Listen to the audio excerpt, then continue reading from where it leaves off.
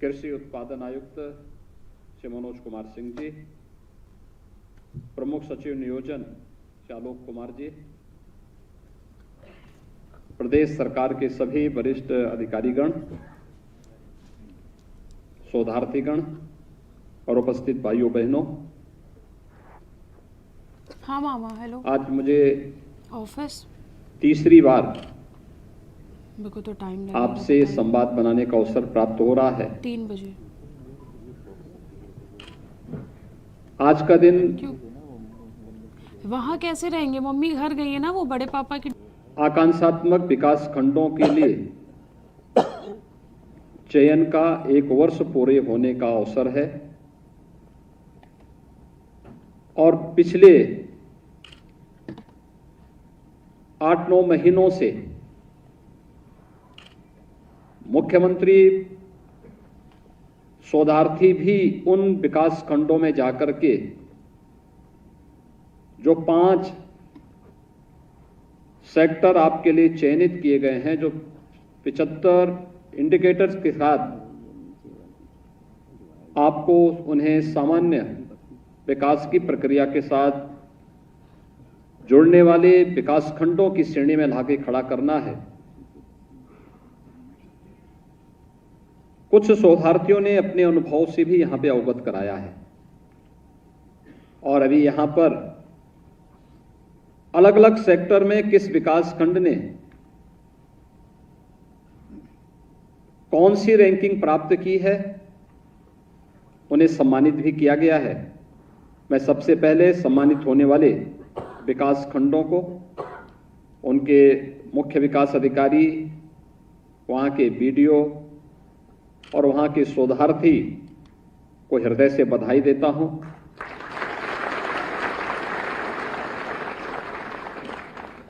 और यहां पर अपने सफलतम कहानी को भी कहने वाले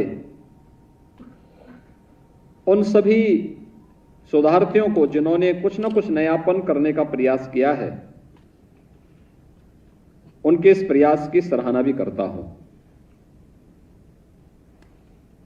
वास्तव में भारत के विकास की जो धुरी है वह गांव है। ग्रामीण अर्थव्यवस्था जितनी सुदृढ़ होगी, जितनी मजबूत होगी और जितनी आत्मनिर्भर होगी, उतना ही आत्मनिर्भरता के लक्ष्य को हमारा समाज, हमारा प्रदेश और हमारा देश प्राप्त कर पाएगा। उसी आत्मनिर्भरता को प्राप्त करने के लिए जब 2018 में आदरणीय प्रधानमंत्री जी के मार्गदर्शन में नीति आयोग ने देश के 112 विकास खंडों को जो आकांक्षात्मक थे, उन आकांक्षात्मक जनपदों को सामान्य विकास की प्रक्रिया के साथ तेजी से आगे बढ़ते हुए जनपदों के रूप में आगे बढ़ाने के एक अभियान का प्रारंभ किया था। उस समय नीति आयोग के सर्वे में उत्तर प्रदेश के भी 8 जनपद थे। वे 8 जनपद 4 नेपाल सीमा से सटे हुए जनपद थे, सिद्धार्थनगर, बलरामपुर, श्रावस्ती और बहराइच। 4 अन्य जनपद थे, चंदौली, सोनभद्र, चित्रकूट। ये तीनों भी हमारे बॉर्डर के जनपद हैं, और एक फतेहपुर। ये 8 जनपद देश के अंदर जो सबसे पिछड़े जनपद थे उनमें से थे। उनमें शिक्षा, स्वास्थ्य, कृषि और जल संसाधन, रोजगार और स्किल डेवलपमेंट, फाइनेंशियल इंक्लूजन और इंफ्रास्ट्रक्चर में, यानी जो ये 6 क्षेत्र थे, इनमें ये जनपद पीछे थे। स्वाभाविक रूप से कार्य इसमें प्रारंभ हुआ। कोरोना महामारी पूरे देश के लिए थी। उत्तर प्रदेश के जो जनपद जो 112 में से पिछड़ेपन में जो सबसे पीछे के जनपदों में से थे, कमोवेश आठों के आठों जनपद हमारे सबसे पीछे के जनपदों में थे, जहां शिक्षा की स्थिति बहुत खराब थी, स्वास्थ्य की सुविधा भी बहुत खराब थी, कृषि और जल संसाधन की स्थिति बहुत खराब थी, अन्य सभी क्षेत्रों में वह बहुत पीछे थे। जब एक टीम वर्क होता है, सामूहिक रूप से सभी ने मिलकर के अपने अपने क्षेत्र को कार्य प्रारंभ किया, सबसे पहली श्रेणी में था कि भी वहां पे मानव संसाधन पूरे हो। मानव संसाधन देने के बाद हर विभाग ने अपनी जिम्मेदारी का निर्वहन किया और उसके बाद कार्य प्रारंभ हुआ, उसकी नियमित मॉनिटरिंग प्रारंभ हुई। आज जब देश के अंदर एस्पिरेशनल डिस्ट्रिक्ट की बात आती है, आकांक्षात्मक जनपदों की रैंकिंग की बात आती है, तो टॉप 10 में जिन्होंने सबसे अच्छी प्रोग्रेस की है उनमें से 5 उत्तर प्रदेश के जनपद आते हैं और टॉप 20 में उत्तर प्रदेश के सभी 8 जनपद आते हैं। यानी ये प्रोग्रेस उत्तर प्रदेश की थी। हम लोगों को उस समय लगा था कि ये एक अच्छा प्रयास है कि अगर हम लोग उत्तर प्रदेश जैसे राज्य में एक स्वस्थ प्रतिस्पर्धा को हमें आगे बढ़ाना है, तो हम लोगों ने फिर 100 विकास खंडों का चयन किया। इंडिकेटर वही थे, 5 क्षेत्र तय किए, नीति आयोग की टीम के साथ समन्वय बनाकर के इस कार्यक्रम को आगे बढ़ाया गया। आज हम आभारी हैं आदरणीय प्रधानमंत्री जी के कि उन्होंने देश के अंदर ऐसे 500 विकास खंडों को टारगेट किया है। उत्तर प्रदेश पहले से ही इसमें 100 विकास खंडों पर कार्य प्रारंभ कर चुका है और इसमें से इस बार जो एक नया प्रयोग हमने किया है कि 100 विकास खंडों के लिए 100 सीएम फेलोज की भी वहां तैनाती की गई, जो रियल टाइम डाटा को अपलोड कर सके और सही तथ्यों से अवगत करा करके हम टेक्नोलॉजी का भी उपयोग करें। और इस देश से आज जब लगभग 1 वर्ष अक्टूबर में आप लोगों का पूरा होगा, मैं चाहूंगा कि कुछ चीजें आपके लिए बहुत महत्वपूर्ण है। ये जो 5 क्षेत्र आपको दिए गए हैं, जिन क्षेत्रों में आपको कार्य करना है, मुझे लगता है कि अलग से कोई फंड नहीं देना है, कोई फंड अलग से देने की आवश्यकता नहीं। फंड है, पहले से विभाग के पास भी है, कर्मचारी भी वहां पर कमोवेश सभी विभागों के हैं। केवल कुछ कार्य जैसे एजुकेशन में बेसिक शिक्षा परिषद के स्कूल के साथ स्कूल चलो अभियान चला है। संबंधित विकास खंड में हमारे सीएम फेलोज की ड्यूटी बनती है, वे जाकर के देखें, खंड विकास अधिकारी के साथ, खंड शिक्षा अधिकारी के साथ किसी दिन इन लोगों से, खंड शिक्षा अधिकारी से कह करके इस विकास खंड के सभी प्रधानाचार्यों के साथ हम बैठना चाहते हैं और बैठकर किसी रविवार के दिन या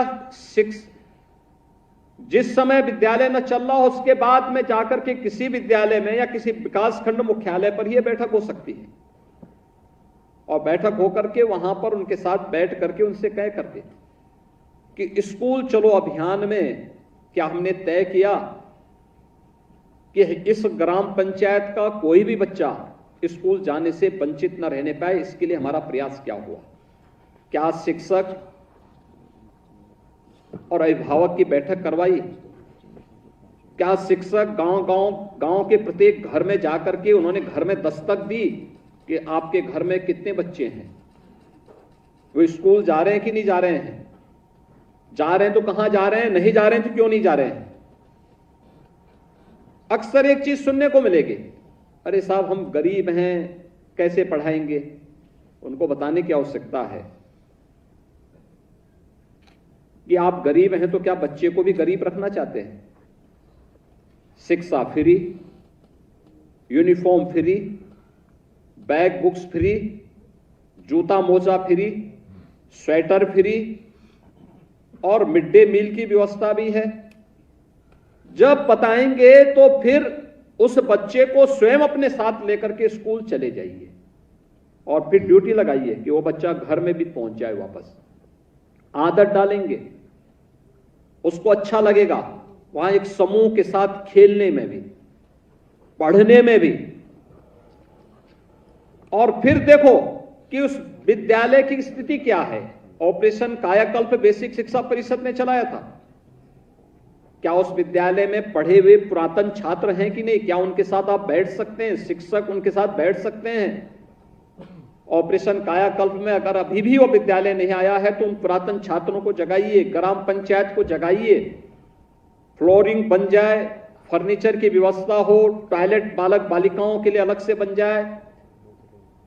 ये सुविधाएं अगर हम देते हैं, वहां पर स्वयं उनके सहयोग से करते हैं, उसके लिए उन लोगों को स्वयं भी इसके लिए तैयार करना है। तो यह अभियान पहले से चल रहा है, हमें इसमें सहभागी बनकर केवल मॉनिटर करना है कि कितने गांवों में स्कूल चलो अभियान चला और एक भी बच्चा उस विकास खंड के किसी भी गांव में ऐसा नहीं जिन्होंने स्कूल जाने से जो वंचित रह गया हो, या कोई भी ऐसा बच्चा नहीं जिसने 5वीं पास बीच में ही अपनी पढ़ाई छोड़ दी है। बीच का मतलब तीसरी से चौथी में गया, अब स्कूल नहीं जा रहा है, बच्चे का मन नहीं लग रहा है, उसके मन को लगाना है। क्योंकि स्वतंत्रता तो सबको अच्छी लगती है, लेकिन उसको अभी से शिक्षा के प्रति रुचि जागृत करनी पड़ेगी। क्योंकि बहुत सारे माँ बाप ऐसे होंगे जो बच्चे को चाहते होंगे कि चलिए स्कूल न जाए तो कौन, एक ये भी जो है बहुत सारे लोगों के मन की एक धारणा होती है। लेकिन हमें उसको प्रेरित करना कि नहीं भी किसी भी स्थिति में स्कूल जाना है, स्कूल चलो, ले जाओ। उसके लिए एक प्रेरक के रूप में शिक्षक को तैयार होना होगा, अभिभावकों को तैयार होना होगा और उसके पीछे आपका योगदान बन सकता है। अक्सर होता है बालिकाएं बीच में स्कूल छोड़ देती, 5वीं पास किया उसके बाद स्कूल नहीं गए। अब 5वीं पास करके स्कूल नहीं गए तो नहीं जा सकती, आपको देखना होगा। हमने बालिकाओं के लिए कुछ व्यवस्थाएं दी है। मुख्यमंत्री कन्या सुमंगला योजना, बेटी के जन्म लेने पर, बेटी के विद्यालय में प्रवेश करने पर, बेटी के 6ठी क्लास में जाने पर, बेटी के 9वीं क्लास में जाने पर, हाई स्कूल की परीक्षा पास होने के बाद आगे कोई भी ITI या कोई सर्टिफिकेट कोर्स या कोई डिप्लोमा कोर्स या आगे जो भी कार्य किसी उससे जुड़ना चाहती है, इसके लिए भी व्यवस्था दी गई है। हम ये भी पूछ सकते हैं, क्या ये बेटियां स्कूल क्यों नहीं जा रही हैं? क्या स्कूल में कोई दुर्व्यवहार तो नहीं करता है? क्या ऐसा तो नहीं कोई भेदभाव होता है? ऐसा तो नहीं कि उसके पास अन्य कोई संसाधनों का अभाव है? तो फिर ये कन्या सुमंगला योजना की राशि उस बेटी को क्यों नहीं मिल पा रही है? इसके लिए भी आप अपने स्तर पर प्रयास कर सकते हैं, शासन की इस स्कीम का लाभ देना। आंगनबाड़ी कितनी सक्रिय है, आंगनबाड़ी में बच्चे जा रहे हैं कि नहीं जा रहे हैं, प्री प्राइमरी के रूप में हम उसका उपयोग कर रहे हैं कि नहीं कर रहे हैं, इसमें भी गांव गांव जाकर के हम इस कार्यक्रम में सहभागी बन सकते हैं और लोगों को इसके लिए प्रेरित कर सकते हैं। बच्चे बीच में स्कूल तो नहीं छोड़ रहे हैं। बालिकाएं स्कूल जो छोड़ने वाली उनको बोलो कि स्कूल आप जाएंगी तो आपको एक कन्या सुमंगला योजना की इतनी राशि मिलेगी, स्कॉलरशिप के रूप में एक पूंजी हो जाएगी उसके पास, अच्छी खासी पूंजी हो सकती है। उसको बताइए, इसके बारे में हमें बताना पड़ेगा। ये एक बड़ा कार्यक्रम होगा जिसको हम शिक्षा के क्षेत्र में प्रेरित करने का कार्य कर सकते हैं। ऐसे ही स्वास्थ्य के क्षेत्र में संचारी रोग उन्मूलन के लिए सरकार के साल में 3 बार कार्यक्रम चलते हैं। 3 कार्यक्रम 3 बार चलते हैं, हर 4 महीने में 1 बार कार्यक्रम चलता है। इसमें याद रखना, संचारी रोग के उन्मूलन का सबसे पहला सूत्र है स्वच्छता। गांव में स्वच्छता है कि नहीं है? नहीं है तो स्वच्छता कर्मी क्या कर रहा है? सफाई कर्मचारी क्या कर रहा है? अगर वह भी नहीं है तो हम गांव के लोगों को तो बोल ही सकते हैं, ग्राम प्रधान को भी बोल ही सकते हैं, भाई ग्राम प्रधान के पास भी निधि है, या गांव के लोगों की बैठक भी कर सकते हैं कि भाई बीमारी आएगी तो गांव के लोग ही तो चपेट में आएंगे। क्या गांव के लोग सभी मिलकर के अपने गांव को साफ नहीं कर सकते? लोगों के मन में एक भाव पैदा होना चाहिए, उसे एक जन आंदोलन का रूप लेना चाहिए। प्लास्टिक नहीं उपयोग करना चाहिए। शादी ब्याह में कप, गिलास, प्लेट, थर्माकोल, इन सभी को, प्लास्टिक हो या थर्माकोल हो, इसका उपयोग नहीं करना चाहिए। पत्तल का उपयोग करें या फिर जो परंपरागत बर्तन है उनका उपयोग करें। अगर हम पहले स्वच्छता के बारे में लोगों को बोलें। दूसरा, सरकार का ट्यूबरक्लोसिस उन्मूलन का एक बृहद कार्यक्रम चल रहा है और आदरणीय प्रधानमंत्री जी ने 2025 तक देश को टीबी से मुक्त करने के एक बड़े अभियान को लिया है। फ्री में उपचार है और जो चिन्हित टीबी पेशेंट है, हर गांव में बोले ना ग्राम प्रधान को या बेसिक शिक्षा परिषद के स्कूल के शिक्षक को या किसी अन्य व्यक्ति को कि भाई ये ट्यूबरक्लोसिस का कोई व्यक्ति है, पहले तो उसकी जांच कराना, और अगर वह व्यक्ति है उस व्यक्ति को चिन्हित करके हॉस्पिटल में ले जाना, हॉस्पिटल में फिर उसको दवा भी दिलवाना, नियमित रूप से दवा ले, इसके सेवन के लिए उसको प्रेरित करना, और सरकार उसके लिए पैसे की व्यवस्था भी करती है। हर महीने उसको एक निश्चित राशि भी मिलती है जिससे वो कोई पौष्टिक आहार खा सके। इसकी व्यवस्था के लिए हम एक बड़ा कार्यक्रम चला सकते हैं। आप घोषणा कर सकते हैं कि मेरा विकासखंड ट्यूबरक्लोसिस से मुक्त हो गया है। एक समय के बाद आप इस बात की घोषणा आपका विकासखंड कर सकता है। आप कह सकते हैं कि मेरे विकासखंड में 100% बच्चे स्कूल जाते हैं। हमारे विकासखंड में 100% बच्चे, हर स्कूल ऐसे हैं जो ऑपरेशन कायाकल्प में आच्छादित हो चुके हैं और विद्यालयों को हमने ऑपरेशन कायाकल्प के अंदर पूरी व्यवस्था के साथ जोड़ दिया है। ऐसे ही किसानों के लिए भी कर सकते हैं। बैठ सकते हैं किसानों से जुड़े हुए, जो वहां पर कृषि विभाग से जुड़े हुए अधिकारी होंगे, उनके साथ बैठने की आवश्यकता है, उनके साथ बात करनी चाहिए। भाई क्या क्या स्कीम है आपकी, बताइए क्या कर रहे हैं, किसान इसके सीधे लाभ कैसे ले रहा है, कैसे इसका लाभ ले सकता है। किसान सम्मान निधि में किसान वास्तव में पात्र है तो उसको किस निधि का लाभ क्यों नहीं मिल पा रहा है। किसान सम्मान निधि में हर चौथे महीने प्रत्येक किसान के खाते में 2000 रुपये प्रधानमंत्री जी के द्वारा उपलब्ध करवाए जाते हैं। हम देखें ना अपने विकास खंड में कितने ऐसे किसान हैं। प्रधानमंत्री फसल बीमा योजना, कितने किसानों ने इसमें रजिस्ट्रेशन करवाया है। केसीसी की क्या स्थिति है, हम इसके बारे में लोगों को बता सकते हैं। और अगर आपके उस विकास खंड में कोई इंटर कॉलेज है, कोई डिग्री कॉलेज है, वहां साइंस है, केमिस्ट्री की लैब होगी, बायोलॉजी की लैब होगी, आप वहां बोलिए ना उन बच्चों को, उस स्कूल के प्रबंधन से, गवर्नमेंट का स्कूल है, उनसे बोलिए कि इसमें थोड़ा सा और सहयोग वे लोग कर लें तो वहां पे सॉइल हेल्थ की भी लैब के रूप में उसका इस्तेमाल किया जा सकता है। कृषि विभाग के लोगों के साथ उनका संबंध जोड़िए, उनको बोलिए कैसे आप इस कार्यक्रम को कर सकते हैं। ये सभी चीजें उनको, और फिर फसलों की विविधता एक किसानों की आमदनी को बढ़ाएगी। सब्जी की खेती उनकी आमदनी को बढ़ाएगी, बागवानी उनकी आमदनी को बढ़ाएगी।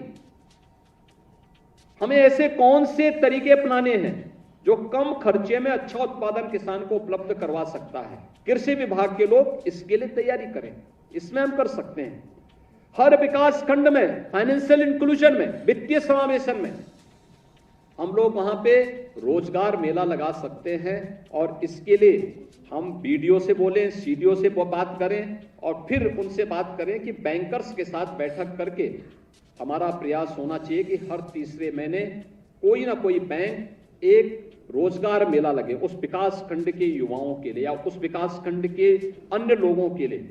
उसका सेक्टर चिन्हित कर लीजिए, उसमें महिलाएं भी लोन लें, युवा भी लें, जो पहले से व्यापारी हैं वे लोग भी लें, और किस कार्य के लिए चाहिए उनको ये चिन्हित होना चाहिए। उसके लिए पहले से उसका ट्रेनिंग का प्रोग्राम चले, कुछ ना कुछ चले। वित्तीय समावेशन का कनेक्टिविटी को देखना चाहिए, कनेक्टिविटी की क्या स्थिति है, नहीं है तो संबंधित विभाग के साथ, सीडीओ के साथ बैठक करके बोलना चाहिए कि फलानी जगह जाने का रास्ता नहीं, पुल नहीं है, या फलाने कार्य की आवश्यकता है, फलाने भवन की आवश्यकता है। ये चीजें अगर आप वहां उनके साथ कोऑर्डिनेट करके इस कार्यक्रम को आगे बढ़ा लेते हैं, बहुत बड़ा कार्य हो सकता है। हर बार एक चीज को, लेकिन निरंतर भ्रमण करना होगा। विकास खंड के हर गांव में आपका प्रयास हो कि महीने में 30 दिन है, प्रयास होना चाहिए कि 30 दिन में कम से कम 30 ग्राम पंचायत तो आपसे कवर हुई हो। हमारा प्रयास होना चाहिए कि अगर ज्यादा गांव हैं, हर ग्राम पंचायतें ज्यादा होंगी, हमारा प्रयास होगा कि अलग अलग बार हम अलग अलग गांव के अलग अलग मजरे में भी भ्रमण करें, देखें वहां की स्थिति क्या है, वहां की सामाजिक, वहां की आर्थिक, वहां की जैव पारिस्थितिकी क्या है, वहां की पर्यटन संभावनाओं को कैसे आप उसको आगे बढ़ा सकते हैं। अगर कोई देव मंदिर है, कोई तीर्थ स्थल है, वहां पे अच्छे गाइड हो, अच्छी व्यवस्था हो, उसका विकास हो, वहां की साफ सफाई की व्यवस्था के लोग स्थानीय स्तर पर प्रयास कर सकें, बहुत सारे लोगों के लिए रोजगार का सृजन का भी एक माध्यम बनेगा।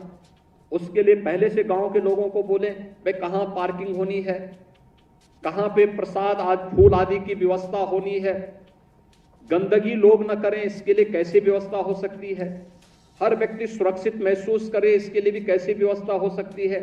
ये चीजें अगर आप आगे बढ़ाएंगे, बहुत कुछ आप कर सकते हैं और आपके पास एक अवसर होगा। जो मैंने पहले भी कहा कि आप 2 साल 3 साल के बाद आपका मूल्यांकन जब प्रारंभ होगा सही मायने में, आपके पास तब तक एक बहुत सारी समृद्ध लाइब्रेरी आपके पास स्वयं की भी होगी। लाइब्रेरी की बात कर रहे थे, हर बार हम हर छात्र को, हर बच्चे को फ्री में पुस्तकें देते हैं। कितना अच्छा होगा कि जब वो बच्चा स्कूल से जाए तो उससे बोलेंगे मुझे किताब तुम्हें स्कूल से मिली है, कम से कम उस किताब को वापस दे दो। जिल्द के साथ दे सकता है, ठीक नहीं लगता तो स्वयं भी जिल्द लगवा करके और बुक बैंक उसी स्कूल के अंदर बनवा दो, जिससे कोई नए बच्चे आते तो जब तक उनको नई पुस्तकें मिलती हैं तब तक वह उन पुस्तकों का इस्तेमाल कर सके। पुरातन छात्रों से बोले कि भाई इन बच्चों के लिए कुछ पुस्तकें दान कर दो, कोई स्मार्ट क्लास बना सकता है, एक नई लाइब्रेरी आप अपनी खड़ी कर सकते हैं, हर ग्राम पंचायत में खड़ी कर सकते हैं। हमें प्रेरक के रूप में काम करना पड़ेगा, एक योजक के रूप में काम करना पड़ेगा। एक योजक के रूप में अगर आप कार्य करना प्रारंभ करेंगे, बहुत कुछ आप परिवर्तन ला सकते हैं। और मेरा मानना है 3 साल नहीं, मात्र 2 वर्ष में हम इन आकांक्षात्मक जनपदों को विकास की प्रक्रिया में स्टेट एवरेज से आगे बढ़ाने में सफल हो सकते हैं। कोई संदेह इसमें नहीं होना चाहिए, कोई संदेह नहीं होना चाहिए। इतनी स्कीम सरकार की, जो मैंने बोला ये सब सरकार की स्कीम पहले से चल रही है, केवल इनको जोड़ना है। सब कुछ स्कीम जमीन पर भी है, जोड़ने का काम नहीं हो पाता है, सबकी अपनी व्यस्तता है। उसमें अगर हम एक योजक के रूप में उनको आपस में जोड़ दें, एक समन्वय बना लें। कैसे हमने किया? इंसेफ्लाइटिस पूर्वी उत्तर प्रदेश में कुशीनगर जनपद की बात कर रहे हैं, सबसे ज्यादा इंसेफ्लाइटिस से मौतें कुशीनगर में होती थी, सबसे ज्यादा मौतें होती थी। योजनाएं थी, लेकिन योजनाओं को सही ढंग से जमीनी धरातल पर उतारने की समस्या थी, नहीं उतर पाती थी। कागजों में से भी योजनाएं थी। हम लोग 2017 में सरकार बनी, और तब तक उस बीमारी को 40 साल हो चुके थे, और इन 40 वर्षों में उत्तर प्रदेश ने 50,000 से अधिक बच्चों को खोया है। लेकिन जैसे ही हमने अंतर विभागीय समन्वय से इस कार्यक्रम को आगे बढ़ाया, आज इंसेफ्लाइटिस समाप्त हो चुकी है। आज पूर्वी उत्तर प्रदेश में इंसेफ्लाइटिस समाप्त। मैं अभी गोरखपुर गया था, मैंने वहां के डाटा लिए। जापानी इंसेफ्लाइटिस के केवल 4 मरीज आए थे, 2 की मौत हुई थी, उनमें से एक बिहार का था और एक महाराजगंज का था। अनुमान कर सकते हैं, 2 बच्चों की मौत। नहीं तो इस सीजन में वहां 500 से 600 बच्चों की मौत होती थी। ये चीजें दिखाती हैं कि थोड़ा प्रयास करेंगे, समाज खड़ा होता है साथ में। और हमें अपने को उस रूप में प्रस्तुत करना है और उसके साथ लिखने की भी आदत डालनी है। अच्छा एक शोध प्रबंध आपका तैयार हो सकता है, अच्छा शोध प्रबंध आपका तैयार हो सकता है ग्रामीण व्यवस्था पर, संबंधित विकास खंड की सामाजिक, आर्थिक, भौगोलिक स्थिति के बारे में। उसका पहले उसके बारे में आप लिखिए, फिर वहां की चैलेंजेस क्या क्या हैं उनके बारे में, फिर उनका समाधान का रास्ता कैसे कैसे आपने निकाला है। देखिए यह एक डॉक्यूमेंट होगा नियोजन विभाग के लिए भी, नीति आयोग के लिए भी, आने वाली पीढ़ी के लिए भी। और आप सब पढ़े लिखे हैं, आपको लिखने की भी आदत डालनी पड़ेगी। आपको टैबलेट इसलिए दिया गया है कि आपको बार बार किसी अन्य चीज की आवश्यकता ना पड़े, फटाफट अपने कार्यक्रमों को भी आगे बढ़ा करके आप लोग रुचि के साथ इस कार्यक्रम के साथ जुड़ सकें। और सरकार ने पहले ही कह रखा है 3 साल के अपने इस पूरे टेन्योर को सफलतापूर्वक आगे बढ़ाइए। यह आपकी सबसे अच्छी ट्रेनिंग है। सरकार अपने विभागों में भी इस बात की फिर व्यवस्था करने जा रही है कि जो सफलतापूर्वक अपने टेन्योर को पूरा करेगा, अपना शोध प्रबंध भी प्रस्तुत करेगा। हम एज में रिलैक्सेशन के साथ साथ सरकारी नौकरी में भी फिर उनको यहां पर प्रदेश के अंदर वेटेज देने जा रहे हैं। और उसके लिए आपको अभी से अपनी तैयारी करनी चाहिए कि हमें अपने शोध प्रबंध को इसके साथ ही तैयार भी करना है। और उसमें बहुत अच्छा होगा कि जिस विकास खंड में आप हैं उस विकास खंड के अंदर क्या वहां की सामाजिक, वहां की भौगोलिक स्थिति क्या है, कितने की वहां की आबादी है, वहां की जनसांख्यिकी क्या है, वहां की सामाजिक स्थितियां क्या हैं, आर्थिक स्थिति पे भी एक कुछ हमें वहां पे देखना चाहिए, उसके बारे में लिखना चाहिए। जो डाटा है उन सबको भी अवलोकन करना चाहिए। और फिर उसके बारे में आप जब गए थे किस स्थिति में गए थे, क्या क्या चैलेंजेस आपके सामने थे, कौन कौन से सेक्टर में आपको कार्य करना था, उसके क्या क्या इंडिकेटर दिए गए थे, कैसे आप लोगों ने कार्य प्रारंभ किया, कैसे टीम वर्क के परिणाम सामने आते हैं। और फिर उसमें आप लिखना शुरू कर देंगे तो 200, 300, 500 पेज का एक बहुत अच्छा शोध प्रबंध आपका तैयार हो सकता है। और फोटोग्राफ के साथ दें, फोटोग्राफ के साथ अगर आप उसको देंगे, डायग्राम बना करके अगर आप उसको देते हैं, बेहतरीन तरीके से आपकी प्रस्तुति होगी। उसके बारे में आपको बताने की आवश्यकता नहीं, लेकिन अगर आप उन चीजों को उस रूप में प्रस्तुत करते हैं तो शोध प्रबंध आपको एक नई पहचान कर देगा। आपके पास नौकरी की कमी नहीं रहेगी, लोग आपको एक सुधारक के रूप में देखेंगे, लोग आपको एक रिफॉर्मर के रूप में देखेंगे और उस रूप में अपने आप को प्रस्तुत करने की आवश्यकता है। मुझे बहुत अच्छा लगा कि उत्कृष्ट प्रदर्शन करने वाला जो आकांक्षात्मक जनपद है उन सबको आज यहां पर उन्हें न केवल सम्मानित किया गया बल्कि 1 वर्ष के लेखे जोखे को भी इन आकांक्षात्मक विकास खंडों की जो प्रथम वार्षिक रिपोर्ट है उसका भी विमोचन का कार्य यहां पे संपन्न हुआ है। आज यहां पर जिन विकास खंडों को यहां पर आज सम्मानित किया गया है उसमें खासतौर पर जो विकास खंड इनमें है, जिनमें कुशीनगर का बिशुनपुरा विकास खंड, मुझे याद है कि कुशीनगर जनपद की जब मैं बात करता हूं तो बहुत वैसी स्थिति है। क्रिटिकल गैप योजना के अंतर्गत 5 करोड़ रुपए की व्यवस्था की गई है आकांक्षात्मक जनपदों के लिए और इसमें ओवरऑल डेल्टा रैंकिंग में विकास खंड बिशुनपुरा जनपद कुशीनगर को 2 करोड़ रुपए की प्रोत्साहन राशि उपलब्ध कराई गई है। चिकित्सा और पोषण में जिस विकास खंड ने अच्छा काम किया है वह बरेली का मझगांवा है, इन्हें 60 लाख रुपए की प्रोत्साहन राशि। शिक्षा में विकास खंड वजीरगंज बदायूं को 60 लाख रुपए की प्रोत्साहन राशि। कृषि एवं जल संसाधन में विकास खंड भीटी अंबेडकर नगर को 60 लाख रुपए की प्रोत्साहन राशि। वित्तीय समावेशन में और कौशल विकास में विकास खंड फतेहगंज बरेली को 60 लाख रुपए की प्रोत्साहन राशि और आधारभूत अवसंरचना में विकास खंड सुहाव बलिया को 60 लाख रुपए की प्रोत्साहन राशि आज यहां पर उपलब्ध कराई गई है। मुझे पूरा विश्वास है कि ओवरऑल डेल्टा रैंकिंग को और बेहतर बनाने में आप सभी लोग अपने स्तर पर प्रयास करेंगे। और जो मैंने आपको बताया, निरंतर अपने स्तर पर प्रयास करना है और फोकस करना, किसको देखना किस सेक्टर में आपका विकासखंड सबसे कमजोर है और किस में अच्छा है। दोनों में एक साथ अगर आप कार्य करना प्रारंभ करेंगे, अलग अलग माह के लिए अलग अलग टारगेट तय करने की कार्रवाई अगर आपके स्तर पर प्रारंभ होती है तो उसके बेहतर परिणाम होंगे।